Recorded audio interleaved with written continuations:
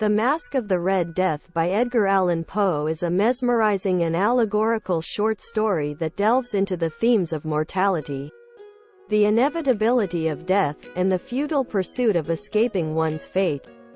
First published in 1842, this Gothic tale is set against the backdrop of a devastating plague, and it unfolds with an eerie and symbolic narrative.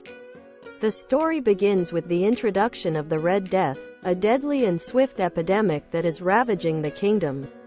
Prince Prospero, a wealthy and influential ruler, responds to the threat by withdrawing to his fortified abbey, along with 1,000 courtiers.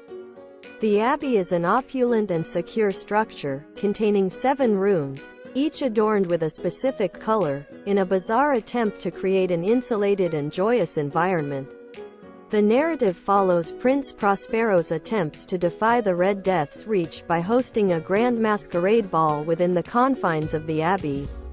The masquerade is held in the suite of rooms, with each room representing a different stage of life, from birth to death.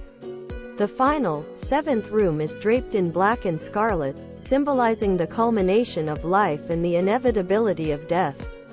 As the revelry ensues, the opulence and extravagance of the masquerade stand in stark contrast to the ominous and impending threat of the Red Death outside the abbey's walls.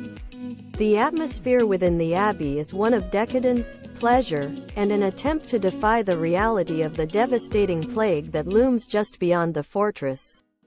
The masked revelers engage in festivities, momentarily diverting their attention from the grim reality of the external world.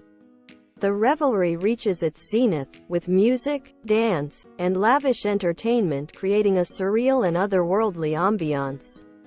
However, amidst the grandeur, a mysterious figure appears, disguised as the Red Death itself. The presence of this enigmatic figure disrupts the festivities and casts a pall over the celebratory atmosphere. The masked figure moves through the 7 rooms, each symbolic of a different stage of life, and serves as a chilling reminder of the inescapable cycle of life and death.